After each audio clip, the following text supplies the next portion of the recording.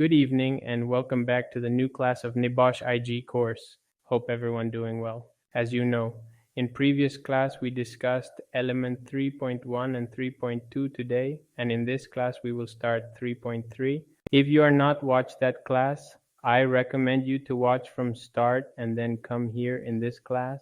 So in this class, 3.3 will be talking about the human factors that influence safety-related behavior in the workplace. Human factors play a critical role in determining how workers perceive risk, make decisions, and respond to hazards. These factors can be broadly classified into three categories: organizational factors, job factors, and individual factors. Let's break them down.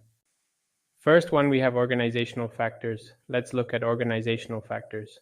These are aspects of the company's structure and management that directly impact safety behavior, including safety culture, the shared attitudes and behaviors around safety within the organization, commitment and leadership, how seriously management takes safety and the example they set, resources available, whether workers have the tools, equipment, and training they need to stay safe, work patterns, shift patterns or workloads that can affect fatigue and stress levels, communication, the effectiveness of how safety information is passed on to workers, levels of supervision, are workers properly supervised or left to make safety decisions on their own, peer group pressure, influence from coworkers, which can be either positive or negative, consultation and worker involvement, are workers involved in safety decisions?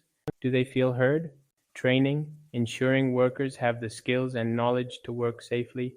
Organizational factors provide the foundation for safe practices, but they need to be properly managed and communicated to be effective. Next are the job factors. These are elements of the task itself that can influence safety-related behavior. They include task, how difficult or dangerous the task is, workload, whether the amount of work is reasonable or overwhelming, environment, physical factors like lighting, temperature, and noise, displays and controls, how equipment is designed, and whether it is user-friendly and safe to operate. Procedures. Are there clear instructions in place? And do workers follow them? Job factors are crucial because the work environment and how tasks are performed can either enhance or undermine safety. And the third and finally, let's discuss individual factors. These are personal characteristics of each worker that can influence how they behave in terms of safety. Key individual factors include competence, a worker's knowledge, ability, training, experience, and skills all affect their ability to perform tasks safely. Personality. Some people may be naturally more cautious, while others may take more risks. Attitude. A person's attitude is their viewpoint or mindset about safety. Do they take it seriously or see it as a nuisance? Motivation. What drives a person's behavior?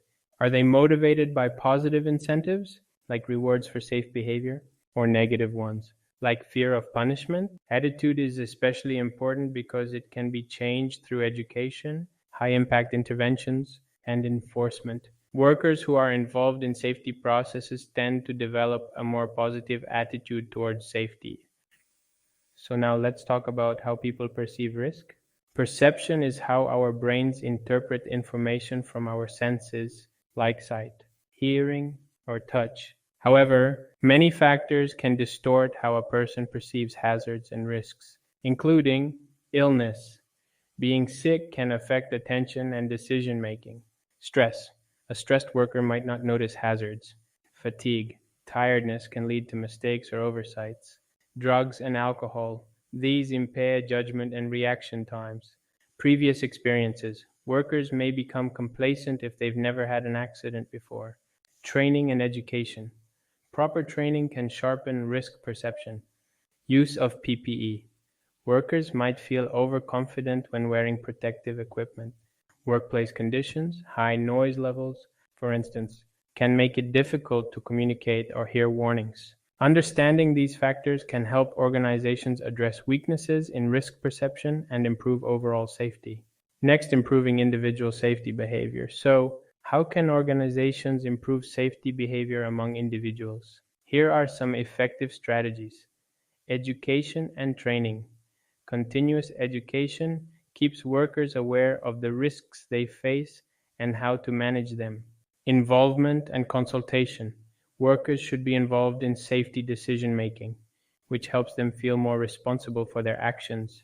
High-impact interventions. These include real-life stories or demonstrations that show the potential consequences of unsafe behavior. Clear procedures ensure that everyone knows what they're supposed to do and that procedures are straightforward and easy to follow. By addressing both organizational and individual factors and improving how workers perceive and respond to risks, organizations can create a safer working environment. Overall safety-related behavior is influenced by many factors, including the organization's culture, the nature of the job, and individual characteristics like attitude and competence. By addressing these human factors, organizations can significantly reduce accidents and promote a safer workplace. Now we're starting the important topic of this course, which is risk assessment. Risk assessment, one of the key processes to ensure health and safety in the workplace. A risk assessment is not just a legal requirement, it's also essential to prevent accidents, injuries, and illnesses. In this video, we'll guide you through the core concepts of hazard, risk, and the steps to effectively assess and manage those risks. Let's start with the basics. Hazard. A hazard is something with the potential to cause harm. It could be O physical, like moving machinery, O chemical, such as hazardous substances, O biological, like exposure to bacteria or viruses, O ergonomic, from repetitive strain, O psychological, work-related stress. And the second is risk. Risk is the likelihood that the hazard will cause harm, combined with the severity of the possible harm. In other words, risk is the potential outcome of the hazard if it occurs. So what is risk profiling? Every organization has a unique risk profile. This process involves 1. Identifying risks. What hazards exist within the organization? 2. Assessing their impact. How likely are these risks to occur, and what could their consequences be? 3. Evaluating current controls. Are existing safety measures adequate? 4. Prioritizing risks. Which risks need immediate attention and which can be managed over time?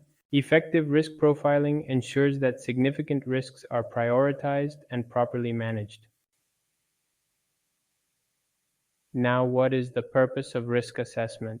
The purpose of risk assessment is simple: to prevent harm. This includes preventing death or personal injury, avoiding breaches of health and safety laws, reducing financial losses associated with accidents. A suitable and sufficient risk assessment should identify significant risks, enable the organization to prioritize control measures, and be proportionate to the level of risk involved. Now, let's start into the 5 steps to risk assessment. The first step of risk assessment is identify the hazards. Look at the potential causes of harm in both safety and health contexts. For example, safety hazards: work at height, machinery, moving vehicles, fire. Health hazards: exposure to chemicals, ergonomic risks, stress. Information for identifying hazards can come from both internal and external sources, such as accident records, safety inspections, and legislation.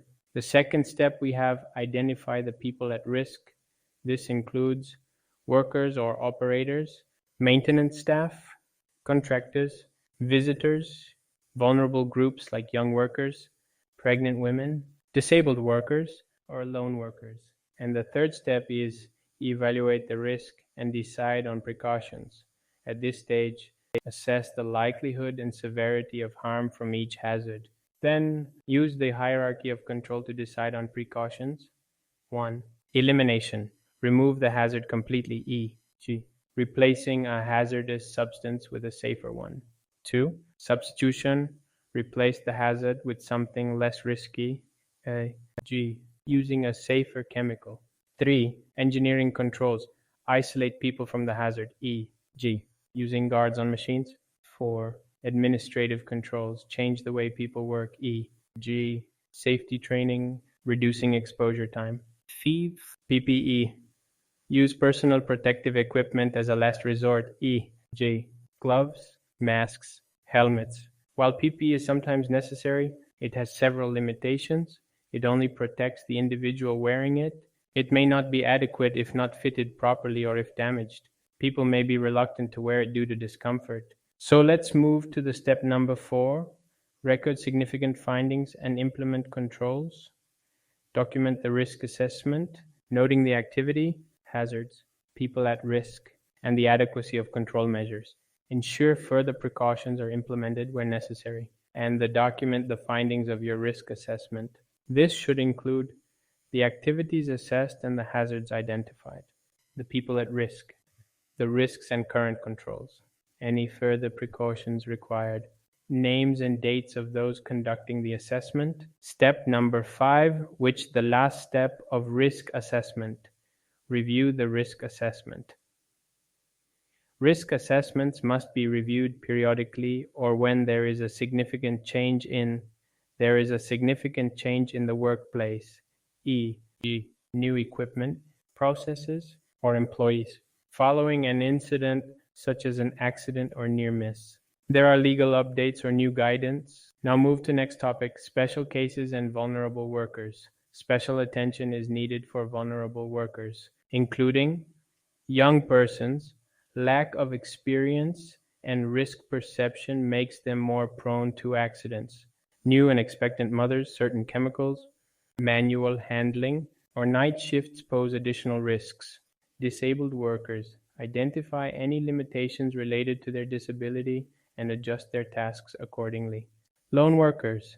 Those working alone are more vulnerable, especially in high-risk jobs like working in confined spaces or facing potential violence. PPE and its merits and limitations. When evaluating risk controls, personal protective equipment, PPE, can be used. It has its merits, such as providing immediate protection and being inexpensive. However, PPE has limitations. It protects only the individual wearing it. It may not be comfortable or suitable for long-term use. In some cases, it can impair vision or hearing, increasing overall risk. Therefore, while PPE can be useful, especially as a temporary solution, other control measures should always be prioritized. And finally, using a risk matrix helps assess the risk level by considering both the likelihood and the severity of the hazard. The goal is to bring the risk to an acceptable or tolerable level after control measures are in place. However, even after implementing controls, some residual risk may remain, and it's important to determine if this risk is acceptable or needs further action. So its mean risk assessment is a continuous process that not only identifies hazards, but also ensures that the risks associated with those hazards are managed effectively. By following these steps, you can help create a safer and healthier work environment. Thank you for watching, and be sure to subscribe for more insights into managing workplace safety. Hope you understand these topics. I think it's enough for today, and we will start 3.6 by tomorrow. Thanks for watching this class. Take care and goodbye.